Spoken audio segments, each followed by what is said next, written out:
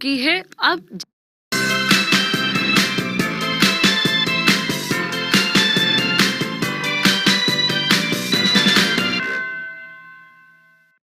Okay तो ये आपके सामने सबसे पहली स्लाइड आ चुकी है। अब जैसा कि मैंने आपको बताया था कि जब इन डिफरेंट सिंबल्स का जब कॉम्बिनेशन होता है तो उसमें डोमिनेटिंग सिंबल कौन सा होता है वो बताने का इंटेंशन मेरा बेसिकली यही था, ताकि जब आप कोडेड फॉर्मेट से डील करें तो आप इजी वे में डील कर पाएं। ठीक है, मैं चाहूंगी सबसे पहले इस सवाल को आप खुद सिंप्लीफाई करिए, जैसा भी आपको समझ में आ रहा है, जो भी आपको समझ में आ रहा है। अगर आप पेपर पेन मोड पे जाना चाहते हैं तो पेपर पेन मोड पे चले जाइए, अगर आप ऑब्जर्वेशन से सिंप्लीफाई करना चाहते हैं तो ऑब्जर्वेशन से सिंप्लीफाई कर लीजिए, कॉल आपकी खुद की है। ठीक है, मैं यहाँ पे डिकोड कर देती हूँ हर एक सिंबल का मतलब क्या हो रहा है। P1Q का मतलब है P is neither smaller nor equal, मतलब हो गया कि 1 का मतलब क्या है, 1 इज ग्रेटर। 2 का मतलब P is nether greater nor equal, मतलब स्मॉलर है ना ग्रेटर है ना बराबर, इट मीन्स हमारे पास एक ही ऑप्शन बच रहा है कि स्मॉलर है।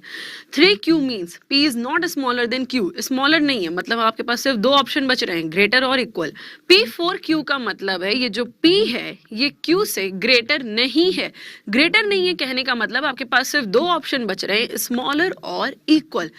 5 का मतलब क्या हो रहा है, नीदर स्मॉलर नॉर ग्रेटर, बड़े सिंपल सा फॉर्मेट है, मतलब 5 का मतलब हो रहा है इक्विवेलेंट है, बराबर है। तो सबसे पहला बेसिक हम जब इनिशिएट करेंगे सबसे पहला काम हम यही करेंगे, चाहे आप कोई भी फॉर्मेट पकड़ो, आप पेपर पेन मोड पकड़ लो या आप ऑब्जर्वेशन स्किल पकड़ लो, आप किसी को भी कंसिडर करना चाहो, सबसे पहला स्टेप आपका यही होगा कि 1 से लेके 5 तक को डिकोड कर लो, ताकि बार बार आपको इस रिप्रेजेंटेशन को पढ़ने की जरूरत ना पड़े। ठीक है, अब उसके बाद आपसे पूछा क्या गया है, जो बेसिकली सवाल पूछा गया है, ये जो आपको 4-5 ऑप्शन दिए गए हैं, ए ग्रेटर देन डी, ये निश्चित रूप से सत्य इनमें से किस इक्वेशन के जरिए हो पा रहा है। A greater than D is definitely true. आप ये किस इक्वेशन की हेल्प से, किस ऑप्शन की हेल्प से कह सकते हो। आई गेस आपने अपनी कॉपी में एक आंसर बना लिया होगा। चलिए फिर बोर्ड की तरफ आते हैं और देखते हैं इसका सोल्यूशन आफ्टर ऑल होगा क्या। सबसे पहला काम, जैसा कि मैंने आपको जो सजेस्ट किया था, मेरा सबसे पहला काम मेरा खुद का भी यही होगा कि मैं यहाँ पे सारे सिंबल का सबसे पहले मीनिंग लिख लूँ कि आफ्टर ऑल ये 1 रिप्रेजेंट कर किसको रहा है। तो यहाँ पे ये जो 1 का मतलब हो रहा है, अभी हमने पढ़ा था, इसको डिकोड किया था कि 1 का मतलब हो रहा है ग्रेटर, 2 का मतलब हो रहा है स्मॉलर, 3 का मतलब हो रहा है ग्रेटर और इक्वल, 4 का मतलब हो रहा है स्मॉलर और इक्वल, और 5 का मतलब हो रहा है इक्वल। आपको याद होगा, बस आपसे इससे जस्ट प्रीवियस पार्ट में आपने पढ़ाया था, मैंने आपको ये एक चीज बताई थी, आपने पढ़ा रहा होगा कि अगर मुझे ग्रेटर का कॉम्बिनेशन निकालना है, ग्रेटर का कंक्लूजन निकालना है, तो इनमें से मैक्सिमम पॉसिबिलिटी, मैं मैक्सिमम स्ट्रेंथ लेके चल रही हूँ, किसकी बनेगी, 1 की बनेगी, 3 की बनेगी, 5 की बनेगी। 1, 3 और 5 के कॉम्बिनेशन से ही ग्रेटर बन पाएगा, केवल 1 और 3 के कॉम्बिनेशन से भी ग्रेटर बन जाएगा, केवल 1 और 5 के कॉम्बिनेशन से भी ग्रेटर बन जाएगा, लेकिन इन एनी केस 2 और 4 का इन्वॉल्वमेंट नहीं होना चाहिए। क्यों नहीं होना चाहिए, रीजन बहुत क्लियर है, क्योंकि 2 और 4 ग्रेटर की जस्ट अपोजिट बातें हैं। ये क्या कह रहा है, स्मॉलर, ये क्या कह रहा है, स्मॉलर और इक्वल। अब मेरे दिमाग में एक चीज आ गई, अगर मुझे ये कंक्लूड करना है कि ए ग्रेटर देन डी, तो मुझे ये जो ऑप्शंस दिए गए हैं उनमें ऐसे ऑप्शन को बिल्कुल भी नहीं कंसिडर करना है जिनमें नंबर 2 और 4 मौजूद हो रहे हैं। आई गेस आप बात समझ पाए। क्यों, क्योंकि मुझे रिलेशन क्या चाहिए, ए ग्रेटर देन डी। ग्रेटर कहने का मतलब हुआ मुझे एक इक्वेशन चाहिए कि A1D आना चाहिए, और ए हमारा, आप ऑप्शंस में देख पा रहे हैं सारे ऑप्शन में ए आपका फर्स्ट पोजीशन पे है, डी आपका लास्ट पोजीशन पे है, तो मतलब फर्स्ट से लास्ट तक में मुझे ये एक 1 का कंक्लूजन मुझे डिराइव करना है। ठीक है, 1 का कंक्लूजन डिराइव करने के लिए 1, 3 और 5 मैक्सिमम, मैं इन सारे सिंबल में मैक्सिमम पॉसिबिलिटी लेके चल रही हूँ। 1, 3 और 5 ये मैक्सिमम पॉसिबिलिटी है जिससे हम 1 बना सकते हैं। ठीक है, लेकिन 2 और 4 का इन्वॉल्वमेंट बिल्कुल नहीं होना चाहिए। चलिए देखते हैं ऑप्शन नंबर फर्स्ट क्या कह रहा है। पहला ऑप्शन में अगर आप इसे कंसिडर करिए, पहले ऑप्शन में 2 और 4 दोनों इन्वॉल्व है, तो पहला ऑप्शन हमारा यहाँ पे स्ट्रेट अवे कैंसल्ड आउट हो गया। दूसरे में देखिए C2D 2 आ रहा है, सेकंड ऑप्शन कैंसल्ड आउट हो गया। तीसरा 3, 1, 5 and yes that's the correct answer. Just अभी मैंने बोला ना, मैं ग्रेटर किससे बना पाऊंगी, किसके कॉम्बिनेशन से बना पाऊंगी, 3, 1 और 5 के कॉम्बिनेशन से ही मैं ग्रेटर बना पाऊंगी। तो एक्चुअली ये जो ऑप्शन नंबर 3 है इसमें 3, 1 और 5 ये तीनों टर्म इन्वॉल्व हो रहे हैं। सो यस, ऑब्वियस आंसर है यहाँ पे ऑप्शन नंबर 3। यहाँ पे तीसरा ऑप्शन जो हो रहा है वो हमारा सही जवाब हो रहा है। चौथे को भी कैंसिल आउट कर रहे हैं। चौथे को कैंसिल आउट क्यों कर रहे हैं? क्योंकि चौथे में हमारे पास कौन से नंबर मौजूद है? 2 और 4, 2 के दोनों मौजूद हैं। क्लियर है कि नहीं? तो यहाँ पे करेक्ट आंसर क्या हो रहा है? Option number 3। अगर आपको इस थर्ड ऑप्शन पे डाउट है तो एक काम करते हैं, मैं आपको एक बार सिंप्लीफाई करके भी दिखा देती हूँ। तीसरे में क्या कह रहा है? A3B, 3 का मतलब A इज ग्रेटर और इक्वल टू B, B1, 1 का मतलब ग्रेटर देन C, 5 का मतलब इक्विवेलेंट बराबर D। तो आफ्टर ऑल हम यहाँ में A और D के बीच रिलेट या कंक्लूड या रिलेशन क्या डिराइव कर रहे हैं? The exact relation is that A is greater than D, and yes, that was the question। मुझसे पूछा ही यही गया था कि A greater than D किसके हेल्प से सही हो पा रहा है? Then the correct answer is option number 3। Clear है? एंड आई होप कि आप सबका भी आंसर यही आ रहा है।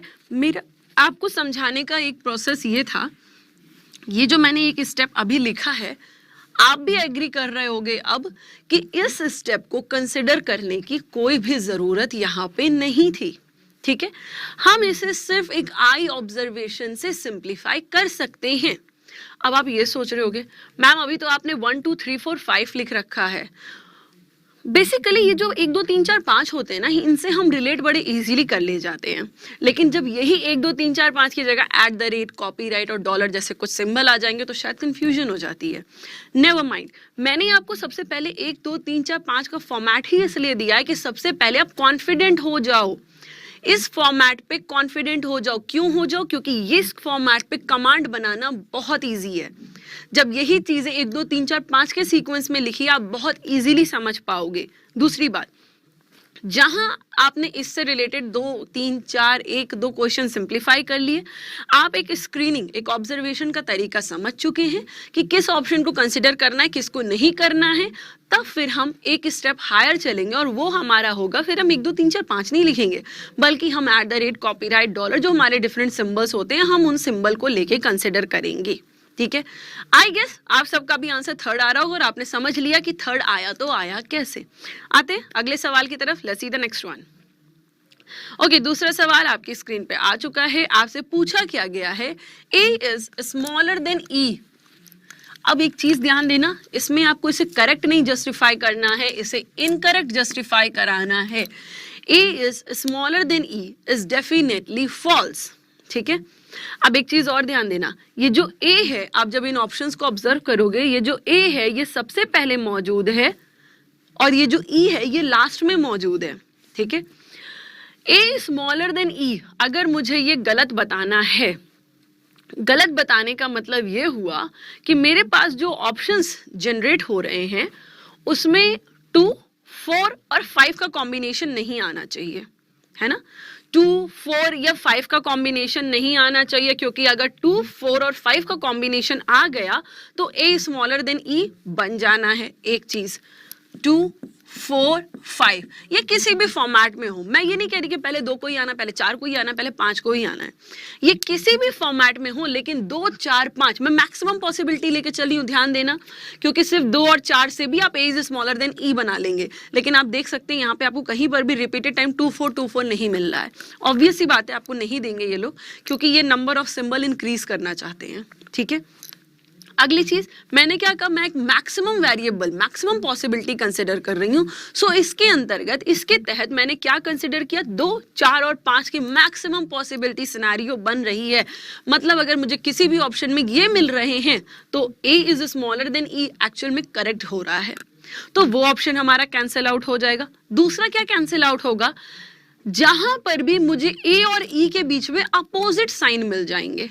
मुझे A और E के बीच में अपोजिट साइन, अपोजिट कहने का मतलब 1 और 2, 1 और 4, ये अपोजिट साइन है ना, क्योंकि एक तरफ में स्टोरी ग्रेटर चल रही है, थोड़ी देर बाद फ्लिप होके स्मॉलर हो जा रही है, तो means we are getting opposite symbol. अब अपोजिट सिंबल आपको याद होगा मैंने बताया था, अगर वो ऐसे हैं तो भी अपोजिट है और अगर इस फॉर्मेट में तो भी अपोजिट सिंबल है। क्लियर है? चलिए फिर एक ऑब्जर्वेशन स्किल को पहले फॉलो करते हैं। फर्स्ट ऑप्शन को कंसिडर करिए। फर्स्ट ऑप्शन में आपको जो नंबर दिए गए हैं 3 3 1 2, अब फिर वही बात आ गई, 3 तक तो ठीक था, फिर 1 ये भी सही था, फिर 2 आ गया। 2 आने का मतलब 1 और 2 ये दोनों अपोजिट बातें हैं, कॉन्ट्राडिक्टरी बातें हैं। और जब आधी स्टोरी के बाद साइन ही चेंज हो गया तो एक चीज हमने क्लियरली कंक्लूड कर ली कि ए और ई के बीच में एक्चुअल में ऑप्शन नंबर 1 के हिसाब से there is no relation between A and E. Clear? चलो ऑप्शन नंबर 2 कंसिडर करते हैं, सेकंड ऑप्शन को कंसिडर करिए। सेकंड में क्या है आपके पास सिंबल 1 3 1 2। चलो देखते हैं 1 3 1 2, अगेन द सेम थिंग 1 3 1 2। 1 3 1 तक तो सही था, लेकिन फिर 2 आ गया। 2 आने का मतलब अपोजिट साइन हो गया, मतलब ए और ई के बीच में साइन कैसे हो गए? अपोजिट। सेकंड ऑप्शन भी कैंसिल आउट। तीसरे को देखते हैं 3 5 1 4। 3 5 ठीक है, 1 ठीक है, 4 again the same thing, opposite story हो गई। 3 5 1 यहां तक तो गनीमत थी, फिर आपका क्या बन गया? 4 आ गया। 4 आने का मतलब स्मॉलर और इक्वल हो गया, मतलब तीसरे वाले के हिसाब से भी there is no relation between A and E. A और ई के बीच में कोई रिलेशन मौजूद नहीं है। क्यों नहीं है? Just because we are getting opposite signs. Clear है? चलिए ऑप्शन नंबर 4 को कंसिडर करते हैं। 4 में मैं सीधे नंबर को टारगेट कर रही हूं अभी। 3 5 2 1 ओके, 3 5 2 कैंसिल आउट हो गया क्योंकि 3 और 2 ये दोनों एक दूसरे के जस्ट अपोजिट साइन है। तो actually A is smaller than E, यहाँ में किसी से भी आप नहीं कह सकते हो कि ये डेफिनेटली फॉल्स है, क्योंकि यहाँ पे जो 4 के चारों ऑप्शन दिए हैं इसमें ए और ई के बीच में एक्चुअल में कोई रिलेशन ही नहीं मौजूद है। ठीक है, सो हमारा आंसर क्या होगा? Option number 5, none of these. I hope आपका भी यही आंसर आ रहा होगा। इन एनी केस अगर आप कॉन्फिडेंट नहीं है और ये डेफिनेटली फॉल्स का सिनेरियो है तो मैं एक बार आपको पूरा स्टेप बाय स्टेप सिंप्लीफाई करके बता रही हूँ, लेकिन मैं ये सिर्फ आपके कन्वीनियंस के लिए कर रही हूँ। अगर आप नए हो तो समझ जाओ, ठीक है? लेकिन कोशिश करना इसके हैबिचुअल मत बनो, ऑब्जर्वेशन स्किल से सिंप्लीफाई करो, वो बेस्ट होगा। ठीक है? A3 B3, A3 A greater और इक्वल टू B ग्रेटर और equal to C, C1 D2E, C1 and D के बाद 2 और E आ गया। चलो डी कोड कर दिया ऑप्शन नंबर 1 को। ऑप्शन नंबर 2 को डी कोड करते हैं। सबसे पहला काम मैं यहाँ पे सब में ABCDE लिख दूँ क्योंकि ये कंटिन्यूस फॉर्मेट में चल रहे हैं। फिर हम लोग सीधे सीधे खाली नंबर प्लेस कर देंगे। चलो देखते हैं हमारा अगला नंबर क्या कह रहा है। 1 3 1 2 1 3 1 एंड देन 2। तीसरा 3 5 1 4 3 5 1 and 4। Fourth one 3 5 2 1 3 5 2 1। ये हो गया हमारा, सीधे डिकोड कर दिया मैंने सारे ऑप्शन को स्टेप बाय स्टेप। अब जरा कंक्लूड करो, आपका ए यहाँ पे प्रेजेंट है, ई यहाँ पे प्रेजेंट है। यहाँ तक स्टोरी ग्रेटर चलती रही, फिर यहाँ से स्विच हो गई क्योंकि ये साइन कैसे हो रहे हैं? दोनों अपोजिट साइन हो रहे हैं। मतलब हम क्या कहेंगे, यहाँ पे ए और ई के बीच में रिलेशन ही क्लियर नहीं है। क्यों नहीं क्लियर है? क्योंकि हमें यहाँ पे सिंबल कैसे हो गए? अपोजिट हो गए। सेकेंड ऑप्शन में देख लीजिए, सेकेंड में भी स्टोरी यहाँ तक ग्रेटर चली, फिर यहाँ के बाद स्मॉलर हो गई। मतलब ए और ई के बीच में अपोजिट साइन आ रहे हैं। अपोजिट साइन का मतलब नो रिलेशन। थर्ड में देखते हैं ग्रेटर और equal to B, equal than C, greater than D. अब यहाँ पे फिर स्विचिंग हो गई। स्विचिंग का मतलब अपोजिट साइन आ गया है। A is smaller than E is definitely false. इसको गलत प्रूव कराना है, इसको ये नहीं बताना है। नो ए और ई के बीच में नो रिलेशन का मतलब ये नहीं हो रहा है कि ये साइन गलत है। नो रिलेशन का मतलब ये हो रहा है कि इस एक साइन के होने की संभावना आ रही है। आपको याद होगा नो रिलेशन के बीच में हम लोग इधर और कब लगाते थे? जब तीनों साइन मौजूद होते थे। तो एक्चुअल में आप इसको ये नहीं कह सकते हो कि ये डेफिनेटली गलत है। अगर ये डेफिनेटली गलत होता नो रिलेशन में, तो आज तक आपने 3 साइन के साथ इधर और कंसिडर किया, तो किया कैसे? या तो आप उस वक्त गलत कर रहे थे या तो आज गलत कर रहे हैं। बेसिकली कहने का मतलब क्या है, वो हमारा जब 2 एलिमेंट के बीच में कोई रिलेशन नहीं होता, तीनों साइन होता है, तो इधर और लगाते हैं। मतलब इनमें से कोई एक ना एक बात तो सही होगी ही होगी। और यहाँ पे ए और ई के बीच में नो रिलेशन। नो रिलेशन का मतलब ये नहीं है कि ए इज स्मॉलर देन ई निश्चित रूप से गलत हो रहा है। ठीक है, इसीलिए हमने यहाँ पे ऑप्शन नंबर 3 को भी गलत कर दिया। फोर्थ को देखिए, ग्रेटर इक्वल बराबर मतलब रिलेशन कैरी फॉरवर्ड हो गया। अब स्मॉलर, यहाँ पे देखो साइन स्विच हो गया, मतलब नो रिलेशन। सो इसके हिसाब से हमारे 4 के चारों ऑप्शन क्या हो रहे हैं? गलत हो रहे हैं। सो हमारा करेक्ट आंसर क्या आएगा? None of these, option number 5। Clear है? मेरे हिसाब से आप सबके भी यही आंसर आए होंगे, लेकिन ये मैंने सिर्फ इसलिए बताया है ताकि आप कॉन्फिडेंट हो जाओ। इस ट्रैक को फॉलो मत करना। अगर अभी तक कर रहे थे तो अब इसको छोड़ दीजिए, नहीं तो समय ज्यादा लग जाएगा। क्लियर है? आते हैं अगले सवाल की तरफ। Let's see the next one. Okay, जैसा कि मैंने आपसे कहा था, अभी हम लोग इनिशियली साइंस के साथ कैसा डील करेंगे, अभी हम लोग सिर्फ नंबर आपको दे रहे थे, बट अब क्या हो गया, अब ये आ गया हमारा स्टैंडर्ड फॉर्मेट जो एक्चुअल में हमसे एग्जाम में पूछा जाता है। हमें ऐसे ही कुछ साइन, कुछ सिंबल दिए जाते हैं, हमें डिकोड करना होता है। फॉर्मेशन में बस एक छोटी सी चेंजिंग है। अभी तक आप 1 2 3 4 5 कर रहे थे, जिसकी वजह से बहुत इजी हो रहा था हमें इसके इंटर कॉम्बिनेशन को ट्रेस आउट करना। इस समय आपके पास सारे के सारे सिंबल मौजूद हैं, बट इन एनी केस अगर आपने 1 2 3 4 5 पे इजीली सिंप्लीफाई कर लिया है तो नो डाउट आप इसको भी बहुत इजीली सिंप्लीफाई कर लेंगे। चलिए, आई होप आपने आंसर बना ही लिया होगा कुछ ना कुछ। बोर्ड की तरफ आते हैं और अब मैं इस सवाल को सिंप्लीफाई करती हूँ। Let's see that. Exclamatory sign का मतलब क्या हो रहा है यहाँ पे कहा जा रहा है A is neither smaller nor equal. मतलब क्या हुआ, नीदर स्मॉलर नॉर इक्वल का मतलब हो गया ग्रेटर। सेकेंड हैश का मतलब नीदर ग्रेटर नॉर इक्वल, इसका मतलब हो गया फिर स्मॉलर। अगला है आपका डॉलर। डॉलर में क्या कहा गया है, नॉट स्मॉलर, स्मॉलर नहीं है, मतलब हमारे पास दो चीज की पॉसिबिलिटी है, ग्रेटर और इक्वल। फोर्थ में हमसे कहा गया परसेंटेज। परसेंटेज का मतलब क्या है, नॉट ग्रेटर, ग्रेटर नहीं है, मतलब स्मॉलर और इक्वल है। स्टार एस्टेरिक भी जिसे आप कहते हैं, इसका मतलब है नीदर स्मॉलर नॉर ग्रेटर, ना स्मॉलर है ना ग्रेटर है, मतलब इक्विवेलेंट है। एक चीज समझना, इस सिंबल की टेंडेंसी होती है, जो बराबर वाले का जो भी साइन होता है ये आपको अल्टीमेटली बाय हार्ट हो ही जाता है, आपको ये रट ही जाता है। ठीक है, आते हैं सवाल की तरफ। हमसे पूछा क्या गया, P is greater than S is definitely true. Okay, greater बनाना है तो ग्रेटर हम किसके किसके हेल्प से बना सकते हैं, इस एक्सक्लेमेटरी से बना सकते हैं, इस डॉलर से बना सकते हैं, इस स्टार से बना सकते हैं। मैं मैक्सिमम पॉसिबिलिटी ले रही हूँ कि किस किस मैक्सिमम क्या क्या हो सकते हैं, तब हम ग्रेटर बना सकते हैं।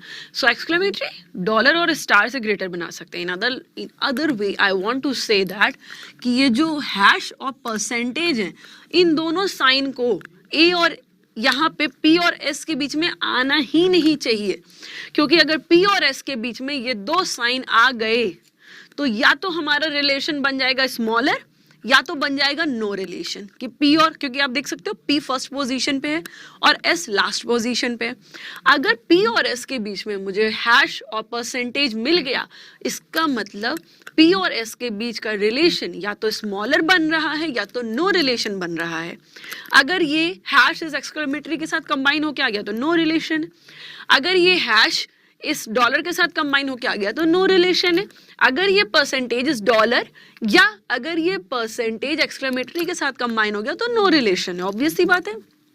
लेकिन हमें इन ओवरऑल समराइज करो आप तो एक ही बात समझ में आ रही है कि इन दोनों की प्रेजेंस एक्सेप्टेबल नहीं है। चलो अब जरा ऑप्शन नंबर 1 को ऑब्जर्व करते हैं। फर्स्ट में हैश और परसेंटेज आप देख सकते हो, P dollar Q, Q hash R, R percentages, तो पहले ऑप्शन को हम स्ट्रेट अवे माइनस कर देंगे। क्यों? क्योंकि हैश और परसेंटेज दोनों प्रेजेंट है। First cancel out. सेकंड देखते हैं। सेकंड में आप एकदम लास्ट में देखो, सबसे पहले तो एक्सक्लेमेटरी कह रहा है, डॉलर कह रहा है, ठीक है, सर्वाइवल चल रहा है, P ग्रेटर देन S का। फिर R हैश S कह रहा है, हैश का मतलब फिर स्मॉलर, मतलब साइन की स्विचिंग हो गई, अपोजिट साइन आ गया, और अपोजिट साइन आ गया तो सिंपल सा मतलब है कि P और S के बीच में कोई रिलेशन नहीं है, that there is no relation between P and S। So option number 2 भी यहाँ पे कैंसिल आउट हो गया है।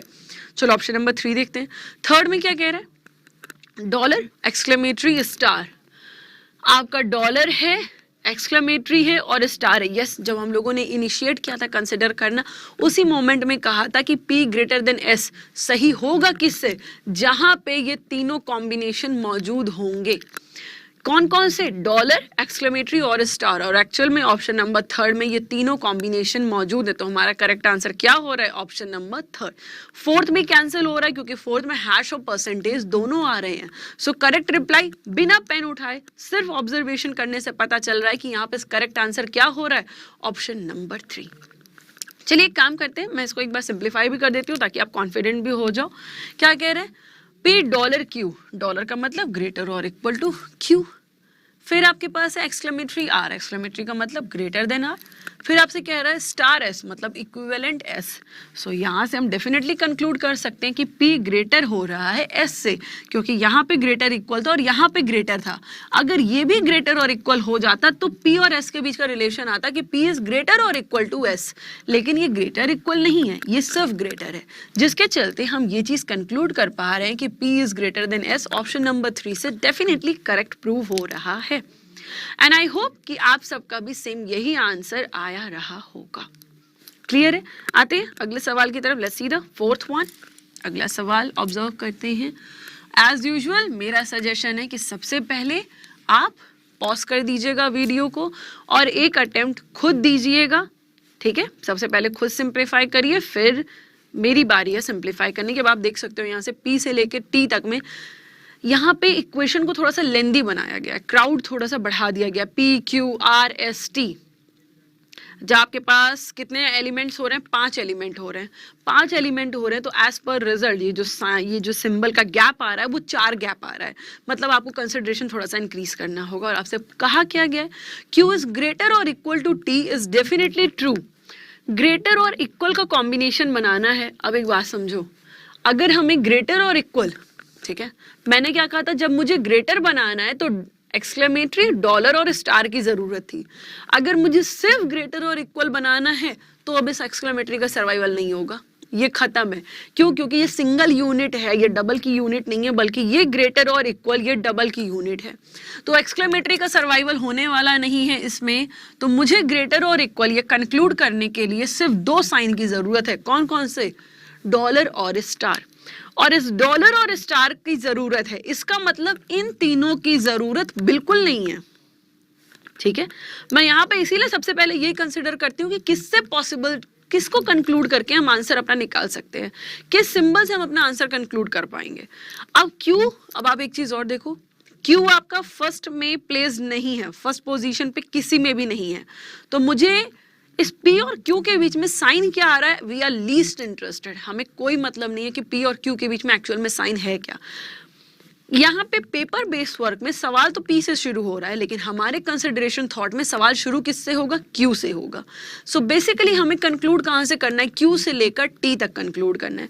और Q से लेकर T तक में मेरे लिए करेक्ट आंसर वही होगा जहां मुझे सिर्फ और सिर्फ डॉलर और स्टार मिलना। डॉलर स्टार के सिवा कुछ और मिल गया तो वो एक्सेप्टेबल आंसर नहीं है। चलिए देखते हैं फर्स्ट में percentage, hash percentage cancel out. क्यों? क्योंकि मुझे डॉलर और स्टार चाहिए, सिर्फ डॉलर और स्टार। सेकंड में परसेंटेज डॉलर कैंसिल्ड आउट। मैं वो पी से नहीं कंसिडर कर रही हूँ क्योंकि हमारे लिए उसकी जरूरत नहीं, उसकी इंपॉर्टेंस नहीं। मैं कंसिडर कर रही हूँ क्यू से, ठीक है? तो Q percentage R percentage S exclamatory sign T, मतलब परसेंटेज एक्सक्लेमेटरी। सो इसका कोई सर्वाइवल नहीं बन रहा है। क्यों? क्योंकि मुझे डॉलर और स्टार चाहिए। तीसरे में आते हैं स्टार डॉलर। यस, ये एक्सेप्टेबल है। क्यों? क्योंकि जस्ट अभी मैंने कहा था ना कि ग्रेटर और इक्वल बनाने के लिए सिर्फ इन्हीं दोनों साइन की जरूरत होगी, ग्रेटर इक्वल और इक्वल। अब ऑब्वियस सी बात है, आपको लगातार डॉलर तो देंगे नहीं, लगातार डॉलर दे देंगे तो सवाल में फिर कुछ क्रंच बचेगा ही नहीं। तो डॉलर के साथ किसी एक ना एक का कॉम्बिनेशन जरूर देंगे। और जब मुझे ये 2 इवेंट को सही प्रूव करना है तो इसके साथ सिर्फ यही एक कॉम्बिनेशन चल पाएगा और कुछ नहीं चलेगा। और कुछ भी चलेगा तो वो चेन की या तो ब्रेकेज हो जाएगी। अगर आपने ग्रेटर को रख दिया तो वो चेन ब्रेक हो गई, इन दोनों को रख दिया तो अपोजिट साइन हो गया, मतलब नो रिलेशन हो गया। तो हमारा करेक्ट आंसर कौन सा हो रहा है? Option number 3। फोर्थ में क्या है? फिर वही फोर्थ में परसेंटेज एक्सक्लेमेटरी डॉलर आ रहा है, जो हमारे लिए एक्सेप्टेबल नहीं है क्योंकि मुझे डॉलर के साथ स्टार चाहिए, बाकियों की जरूरत है ही नहीं। चलिए थर्ड आंसर आ रहा है। अब एक बार मैं थर्ड आपको पूरा सिंप्लीफाई करके भी दिखा देती हूँ। P एक्सक्लेमेटरी Q, मतलब P is greater than Q। Q star R का मतलब हो गया Q बराबर R dollar S dollar T। R greater और इक्वल टू एस ग्रेटर और इक्वल टू टी। अब आप खुद यहाँ पे कंक्लूड कर लो कि क्यू से टी के बीच में रिलेशन क्या आ रहा है, क्यू इज ग्रेटर और equal to T. When R is greater और equal to T and R is equivalent to Q, so obviously हमारा आंसर होगा क्यू इज ग्रेटर और equal to T. So actual में ये डेफिनेटली ट्रू हो किससे रहा है, ऑप्शन नंबर 3 से। बिना पेन उठाए आंसर आ रहा है, आपको पेन की कोई ज़रूरत नहीं है एंड आई होप कि आप सबका भी सेम यही आंसर आ रहा होगा। ठीक है, बढ़ते हैं अगले सवाल की तरफ, देखते हैं अगले सवाल में क्या है। ओके, अब आपसे यहाँ पे डेफिनेटली फॉल्स के कंटेक्स्ट में पूछा गया है और किसके, P ग्रेटर देन E, इनको गलत होना है, डेफिनेटली फॉल्स होना है। डेफिनेटली फॉल्स मैं आपको पहले भी बता चुकी हूँ, नो रिलेशन डेफिनेटली फॉल्स के दायरे में नहीं आएगा, डेफिनेटली फॉल्स बताना है। अब P greater than T definitely false होना है, मतलब हमारे पास एक्सक्लेमेटरी, डॉलर और स्टार, अगर ये तीनों किसी में मौजूद हो गए तो P ग्रेटर देन T बन ही रहा है, मतलब वो गलत हो जाएगा। अगर इसके साथ केवल हैश और परसेंटेज बन रहा है तो P, अगर सिर्फ हैश और परसेंटेज आ रहा है तो P greater than T definitely false हो जाएगा, है ना। अगर सिर्फ हैश और परसेंटेज, क्योंकि हैश और परसेंटेज से आप कंक्लूड क्या करोगे कि हैश का मतलब और परसेंटेज का मतलब स्मॉलर और इक्वल, हालांकि हैश, परसेंटेज और स्टार को कंसिडर कर सकते हो क्योंकि स्टार क्या है, इक्विवेलेंट है। ठीक है, अगर इन तीनों का कॉम्बिनेशन मिला तो ये डेफिनेटली फॉल्स हो जाएगा क्योंकि इन तीनों के कॉम्बिनेशन से हमें मिलेगा क्या, P is smaller than T, और स्मॉलर कह रहा है और ये ग्रेटर और इक्वल की बात कर रहा है, ग्रेटर की बात कर रहा है, सो ऑब्वियसली डेफिनेटली फॉल्स हो ही गया। लेकिन अगर इनका इंटर कॉम्बिनेशन मिल गया मतलब साइन अपोजिट हो गया।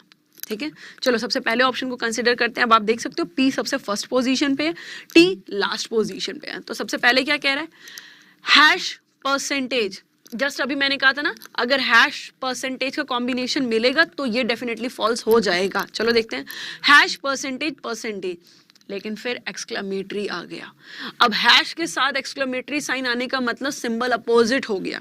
अपोजिट सिंबल का मतलब क्या हुआ, that there is no relation between P and T, और जब P और T के बीच में कोई भी रिलेशन मौजूद नहीं है तो इसको डेफिनेटली फॉल्स क्या आप कह पाएंगे, नहीं कह पाएंगे, तो ऑप्शन नंबर फर्स्ट इनकरेक्ट हो गया। क्लियर है, सिर्फ ऑब्जर्वेशन से। ऑप्शन नंबर 2 को देखते हैं, exclamatory hash hash hash, exclamatory का मतलब ग्रेटर, हैश का मतलब स्मॉलर, अपोजिट बातें आ गई, आगे देखने की जरूरत ही नहीं है। स्टार्टिंग के 2 इवेंट से ही पता चल गया कि साइन P और R के बीच में अपोजिट हो गए हैं, तो जब P और R के बीच में अपोजिट होंगे ऑब्वियसली P और T के बीच में नो रिलेशन बनने वाला है, so second option is also incorrect. तीसरा देखते हैं, परसेंटेज, परसेंटेज और हैश, ठीक है, परसेंटेज और हैश एक्सेप्टेबल है अभी, फिर परसेंटेज एक्सेप्टेबल है, फिर एक्सक्लेमेटरी, फिर वही बात, परसेंटेज के साथ एक्सक्लेमेटरी साइन आना या परसेंटेज के साथ डॉलर का साइन आना मतलब अपोजिट बातें कहना है, और इसने परसेंटेज के साथ एक्सक्लेमेटरी लगा दिया मतलब P और T के बीच में नो रिलेशन आने वाला क्योंकि सिंबल अपोजिट हो गए। फोर्थ को देखते हैं, फोर्थ क्या कह रहा है, फोर्थ कह रहा है परसेंटेज हैश स्टार, एक्सेप्टेबल है अभी तक, और फिर परसेंटेज, यस चौथा सही हो रहा है क्योंकि P और T के बीच में पहली बात तो नो रिलेशन नहीं बन रहा है, मोर ओवर P और T में P ग्रेटर भी नहीं बन रहा है, P बन क्या रहा है, स्मॉलर बन रहा है, so definitely fourth is the correct answer क्योंकि चौथे की वजह से P greater than T definitely false हो रहा है। इन एनी केस अगर कोई डाउट है चलो फोर्थ ऑप्शन को बना के भी देख लेते हैं, P परसेंटेज Q, परसेंटेज का मतलब P इज स्मॉलर और equal to Q, hash, hash का मतलब स्मॉलर देन R, अगेन आपके पास फिर क्या आ रहा है, स्टार, स्टार का मतलब इक्विवेलेंट S, फिर परसेंटेज मतलब स्मॉलर और इक्वल टू T। अब आप कंक्लूड करो जरा, P यहाँ पे मौजूद है, T यहाँ पे मौजूद है, P और T के बीच में रिलेशन क्या निकल के आ रहा है, P is smaller than T, और हमें कहा क्या गया था कि P greater than T definitely false prove हो जाए। सो एक्चुअल में हो गया है, क्योंकि यहाँ से आंसर क्या बन रहा है, P is smaller than T, और ये इसकी जस्ट अपोजिट बात है, विरोधी बात है, कॉन्ट्राडिक्टरी बात है। आपको याद होगा मैंने क्या कहा था, ये दोनों साइन कॉन्ट्राडिक्टरी हैं, अपोजिट हैं, है ना। और जब ये कह रहा है P ग्रेटर देन T और ये कह रहा है P is smaller than T, so definitely हमारा इस ऑप्शन नंबर 4 की वजह से ये डेफिनेटली फॉल्स प्रूव हो रहा है, क्योंकि 4th में हमें रिलेशन क्या मिल रहा है, P is smaller than T, मतलब इसकी जस्ट कॉन्ट्राडिक्टरी अपोजिट बात। सो हमारा करेक्ट आंसर क्या हो जाएगा, ऑप्शन नंबर 4। क्लियर है, एंड आई गेस आप सबका भी सेम यही आंसर आया होगा। आते हैं हमारी अगली स्लाइड की तरफ, let's see the next one.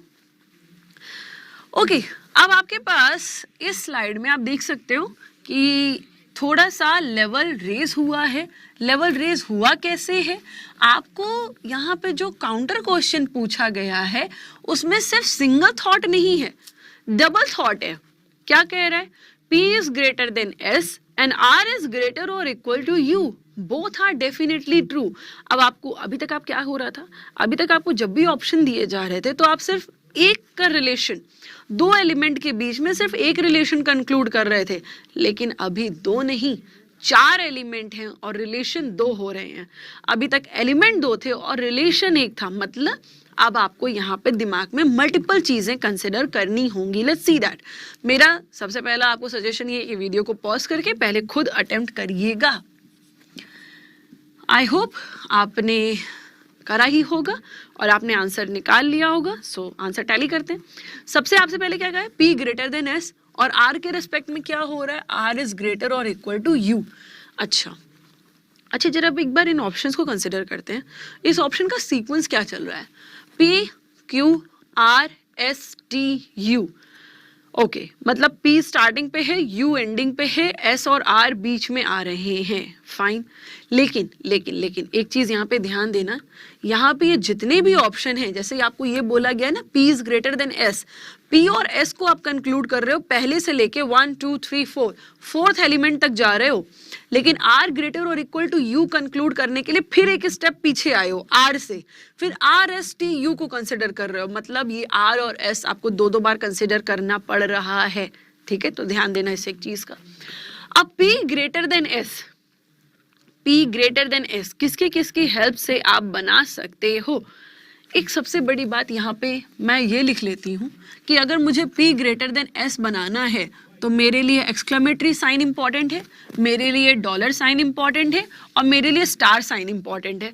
मतलब इन तीनों के कॉम्बिनेशन में मैं P ग्रेटर देन S बना ही ले जाऊंगी। ठीक है, अच्छा अगर मैं इन तीनों के कॉम्बिनेशन से ग्रेटर बना पा रही हूँ तो मैं ये कहना चाह रही हूँ कि इन तीनों से ग्रेटर बन जाएगा, लेकिन इन दोनों से तो ग्रेटर बनने से रहा। मतलब मुझे P और S के बीच में ये 2 साइन नहीं चाहिए। कौन से, हैश और परसेंटेज, ये 2 साइन बिल्कुल नहीं चाहिए P और S के बीच में।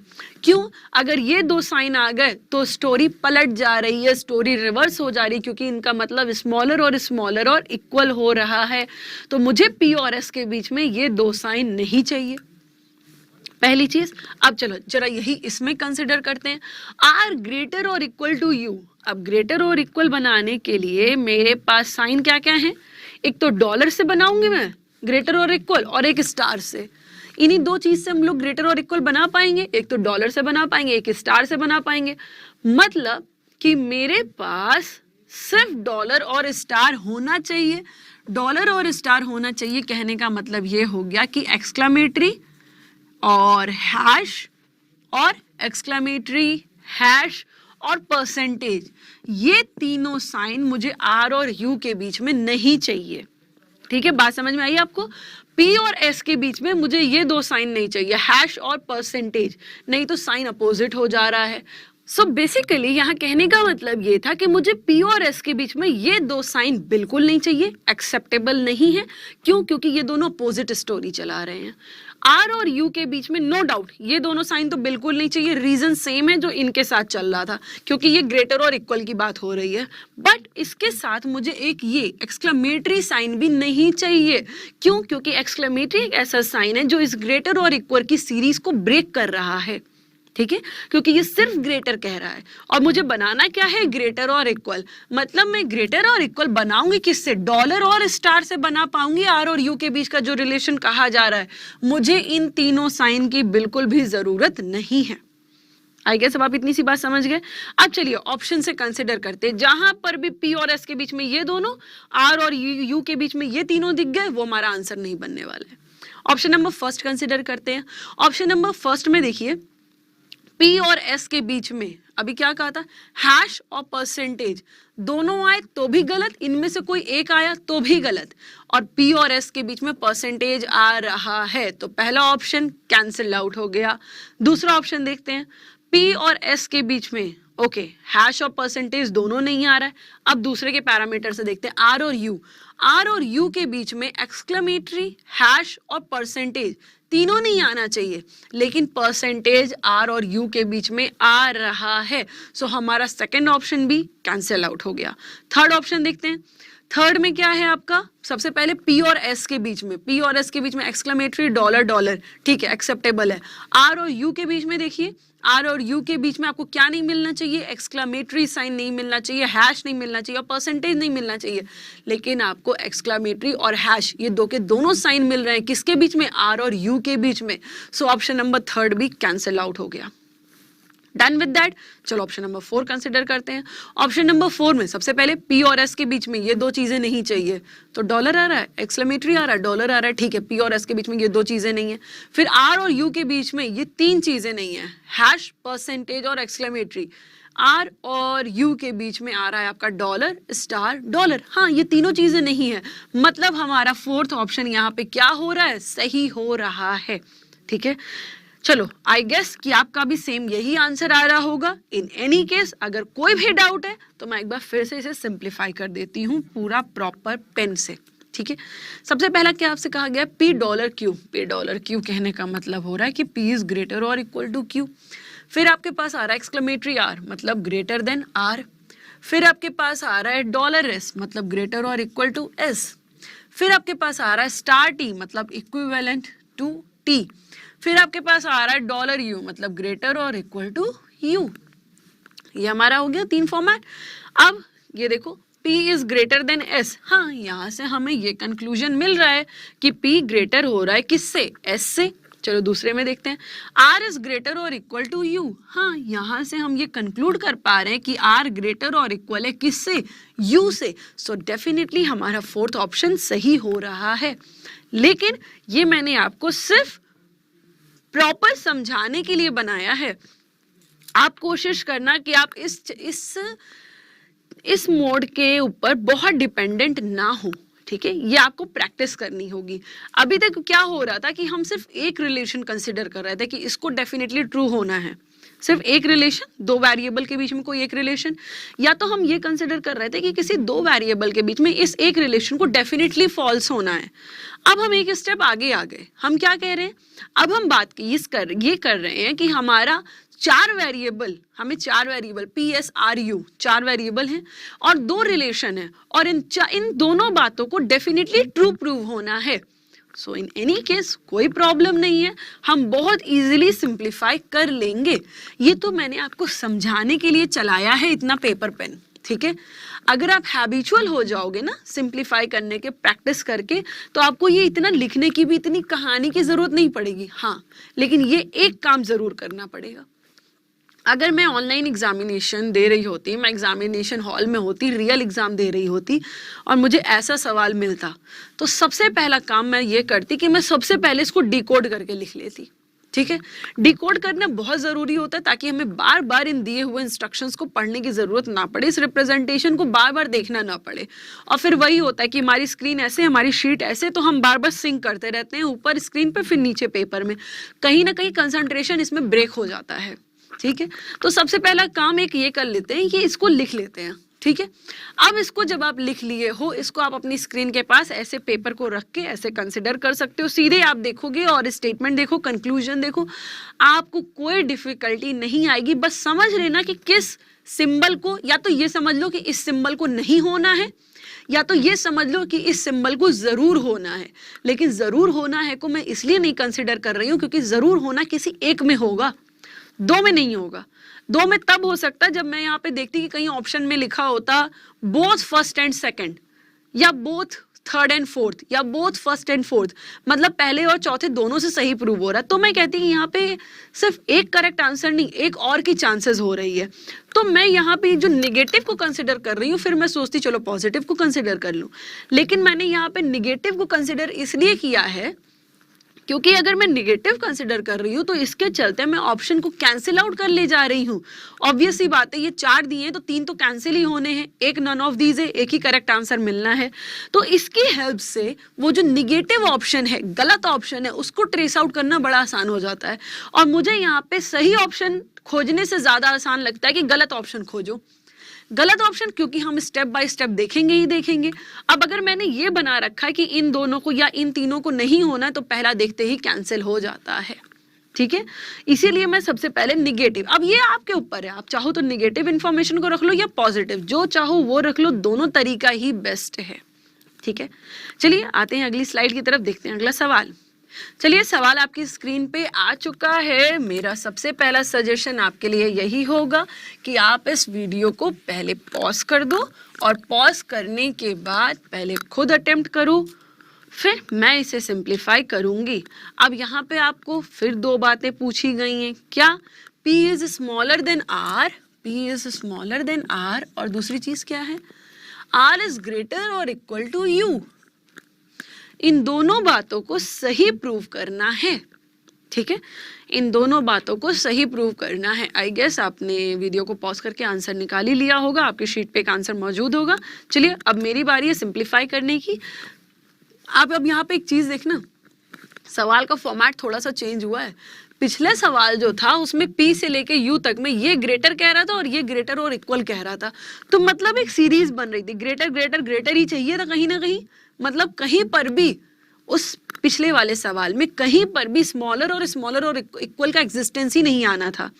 लेकिन इसमें ये नहीं कह सकते हो आप, क्यों, किसमें, इसमें आपको आधी स्टोरी तक में स्मॉलर चाहिए, उसके बाद आधी स्टोरी में ग्रेटर चाहिए। तो मतलब हमें अब यहाँ पे कंसंट्रेट ये करना पड़ेगा कि इस आधी स्टोरी में ग्रेटर या ग्रेटर और इक्वल नहीं आना चाहिए, और इस बाकी आधी स्टोरी में स्मॉलर या स्मॉलर इक्वल नहीं आना चाहिए। बात समझ में आई? पिछले में क्या था, पिछले में था कि पूरा P से लेकर U तक में स्मॉलर या स्मॉलर इक्वल आना ही नहीं चाहिए, क्योंकि बातें क्या थी, या तो ग्रेटर थी या ग्रेटर इक्वल थी। वेरी ऑब्वियस सी बात हो गई है कि यहाँ पे आपको कहीं पर भी स्मॉलर और स्मॉलर इक्वल नहीं चाहिए था, लेकिन यहाँ पे केस ऐसा नहीं है, यहाँ का केस थोड़ा सा डिफरेंट है। अब आपको बाइफर्केट करना पड़ेगा इक्वेशन को, बट इन एनी केस हमें अभी भी एक एक ऑप्शन को पेन पेपर से सिंप्लीफाई नहीं करना होगा, हमें सोचना होगा। Let's think, P smaller than R। अब एक चीज देखना, आपसे डेफिनेटली ट्रू कह रहा है, ठीक है। P is smaller than R, इसको एकदम सही होना चाहिए। स्मॉलर बन सकता है स्मॉलर से, स्मॉलर इक्वल और इक्वल से, मतलब इसके साथ मुझे ये एक्सक्लामेटरी और ये हैश का साइन, ये दोनों साइन P और R के बीच में मुझे नहीं चाहिए। कौन से साइन नहीं चाहिए, एक तो ये आपका एक्सक्लेमेटरी का साइन, दूसरा ये हैश का साइन, ये नहीं चाहिए मुझे। दूसरा R और U के बीच में क्या नहीं चाहिए, R और U बन रहा है हमारा ग्रेटर और इक्वल। ग्रेटर और इक्वल कहने का मतलब कि डॉलर और स्टार का सर्वाइवल हो रहा है, मतलब इसमें भी मुझे R और U के बीच में एक्सक्लेमेटरी साइन नहीं चाहिए, ठीक है। मुझे हैश का साइन नहीं चाहिए, मोर ओवर मुझे परसेंटेज का साइन भी नहीं चाहिए, ठीक है। आई गेस इतनी सी चीज आप समझ गए। देखो यहाँ पे अभी सिली सी मिस्टेक हो गई है, क्या कहा गया कि P is smaller than R चाहिए आपको, तो अगर P is smaller than R आपको चाहिए तो आपको हैश को कंसिडर करना होगा। हमारे लिए इसमें कैंसल्ड आउट ऑप्शन है, एक एक्सक्लेमेटरी का कैंसल्ड आउट है, दूसरा डॉलर का कैंसल्ड आउट है, हैश का नहीं होगा, ठीक है। ये एक चीज यहाँ पे देख लेना, अगर मुझे P is smaller than R चाहिए तो मेरे लिए जो कैंसल्ड आउट ऑप्शन है वो होगा ग्रेटर और ग्रेटर इक्वल, मतलब एक्सक्लेमेटरी और डॉलर, ये कैंसल्ड आउट है, ठीक है। अब मुझे इसमें क्या चाहिए, R ग्रेटर और इक्वल टू U होना है, मतलब स्मॉलर और स्मॉलर इक्वल, ये दोनों साइन नहीं चाहिए, मतलब हैश नहीं चाहिए और परसेंटेज नहीं चाहिए, ठीक है। लेकिन ग्रेटर और इक्वल ये डॉलर और स्टार के साथ ही सही हो पाएगा, एक्सक्लेमेटरी नहीं चाहिए, क्योंकि अगर एक्सक्लेमेटरी आ गया तो ग्रेटर और इक्वल का लगातार सीरीज नहीं एक्सीड कर पाएगा, वो ब्रेक कर जाएगा। इट मीन्स कि मुझे एक्सक्लेमेटरी साइन भी नहीं चाहिए। अब हमने समझ लिया कि पी और आर के बीच में ये दो चीज नहीं चाहिए, आर और यू के बीच में ये तीन चीज नहीं चाहिए। चलो कंसिडर करते हैं अब स्टेप बाय स्टेप अपने ऑप्शंस को। सबसे पहला ऑप्शन देखो, सबसे पहले ऑप्शन में पी और आर के बीच में एक्सक्लेमेटरी साइन आ रहा है जो कि नहीं आना चाहिए, तो पहला ऑप्शन खत्म हो गया। दूसरे में देखते हैं पी और आर के बीच में हैश और स्टार आ रहा है, ठीक है, एक्सेप्टेबल है क्योंकि ये दोनों तो नहीं आ रहे हैं। अब आर और यू के बीच में परसेंटेज, हैश और एक्सक्लेमेटरी नहीं आना चाहिए बल्कि परसेंटेज आ रहा है आर और यू के बीच में। So second option cancel out हो गया। थर्ड ऑप्शन पे आ जाओ। थर्ड ऑप्शन पे अगर आप देखो तो स्टार और हैश एक्सेप्टेबल है। आते हैं हम आर और यू को कंसिडर करते हैं, तो आर और यू के बीच में ये तीन साइन नहीं आना चाहिए, लेकिन हैश भी आ रहा है और एक्सक्लेमेटरी भी आ रहा है। सो मैंने थर्ड ऑप्शन को भी कैंसिल आउट कर दिया। फोर्थ ऑप्शन में स्टार्टिंग के दो सिंबल सेम है, इसलिए मैं पी और आर को कंसिडर ही नहीं कर रही हूँ, मैं कंसिडर कर रही हूँ आर और यू के। आर और यू के बीच में एक्सक्लेमेटरी, हैश और परसेंटेज नहीं आना चाहिए बल्कि एक्सक्लेमेटरी आ रहा है, तो फोर्थ ऑप्शन भी कैंसिल आउट हो गया है। पांचवा देखते हैं, पांचवा स्टार और हैश, ठीक है, ये एक्सेप्टेबल है। आर और यू के बीच में डॉलर और स्टार आ रहा है जो कि एक्सेप्टेबल है क्योंकि पी और आर के बीच में ये दोनों नहीं मिल रहा है और आर और यू के बीच में ये तीनों नहीं मिल रहा है। सो हमारा करेक्ट आंसर कौन सा होगा? Option number 5। Done with that, ठीक है। चलिए, अगर इन एनी केस आपको कोई डाउट आ रहा है तो मैं एक बार इसको सिंप्लीफाई भी कर देती हूँ। पी स्टार क्यू कहने का मतलब P is equivalent to Q, फिर हैश आर मतलब स्मॉलर देन आर हो गया, फिर डॉलर एस ग्रेटर और इक्वल टू एस हो गया, फिर स्टार टी मतलब इक्विवेलेंट टू टी, फिर डॉलर यू मतलब ग्रेटर और इक्वल टू यू। अब आप देखो P is smaller than R, P is smaller than R बन रहा है, R इज ग्रेटर और equal to U, R is greater और इक्वल टू U ये भी बन रहा है, मतलब हमारा पांचवा ऑप्शन सही ऑप्शन है और आप सबका भी इसके रेस्पेक्ट में यही आंसर आ रहा होगा। क्लियर है कि नहीं? मेरे हिसाब से अब आप समझ पाए हैं और अब आपको इस टाइप में कैसे भी सवाल दे दिए जाएं आप बहुत इजी वे में डील कर लेंगे। चाहे कंक्लूजन 2 दे दो, 3 दे दो, 1 दे दो, वेरिएबल इंक्रीज कर दो, सिंबल इंक्रीज कर दो, कोई फर्क पड़ने वाला नहीं है। एक चीज समझना, ऑर्गेनाइजेशंस इसको, इनइक्वालिटी को टफ बनाने के लिए सिर्फ एक ही चीज कर सकते हैं, लेंदी। जैसे कि यहाँ पे मैंने आपको सवाल लेंदी करके दे दिया है, इसको टफ बनाने का एक ही तरीका है कि ये लेंदी कर दिया जाए। लेंदी करने के सिवा और कोई तरीका नहीं है जिसके चलते आप इसे कॉम्प्लिकेटेड बना पाओ, ठीक है। तो यहाँ पे सिर्फ लेंदी हो सकता है और कुछ होने वाला नहीं है। लेकिन अगर आपकी फॉर्मेट पे कमांड हो चुकी है तो लेंदी होने से भी कोई फर्क पड़ने वाला नहीं है, ठीक है। आते हैं अगली स्लाइड की तरफ, let's see the next one. Okay, अब इस स्लाइड में आप देखो, अब आपसे पूछा क्या गया है, अब आपसे पूछा गया है डेफिनेटली फॉल्स के पॉइंट पर। तो सबसे पहला काम, आपको दो सिंबल दिए गए हैं, वेरिएबल कई दिए गए हैं और आपको जैसे अभी तक आप 2 सिंबल ट्रेस आउट कर रहे थे डेफिनेटली ट्रू के कॉन्टेक्स्ट में, अब आप इन 2 सिंबल को ट्रेस आउट करोगे डेफिनेटली फॉल्स के कॉन्टेक्स्ट में। सो आई गेस आपने आंसर बना ही लिया होगा, ठीक है। चलिए फिर मेरी बारी है, मैं सिंप्लीफाई करती हूँ। ओके, फिर चलिए आपने आंसर बना ही लिया होगा। लेट्स सी, आपसे कहा क्या जा रहा है, P is smaller than R और एक दूसरा रिलेशन क्या है, R is greater than U। Both are definitely false. इन दोनों बातों को क्या होना है, डेफिनेटली फॉल्स होना है, निश्चित रूप से गलत होना है। अब ये निश्चित रूप से गलत होगी कैसे, लेट्स सी। मतलब P स्मॉलर देन R नहीं बनना चाहिए और R is greater than U नहीं बनना चाहिए। अब P स्मॉलर देन R बनेगा कैसे? स्मॉलर आप कैसे बना पाओगे? आप हैश से स्मॉलर बना लोगे, परसेंटेज से स्मॉलर बना लोगे, स्टार से बना लोगे। मतलब P और R के बीच में ये तीनों साइन नहीं होना चाहिए, क्योंकि अगर ये तीनों आएंगे तो P is smaller than R बन जा रहा है, ट्रू हो जा रहा है और इसको ट्रू नहीं होना है, मतलब ये कॉम्बिनेशन नहीं चाहिए। In the same way R is greater than U, R greater than U अगर मुझे ये गलत कराना है तो R ग्रेटर देन U नहीं आना चाहिए। अब R ग्रेटर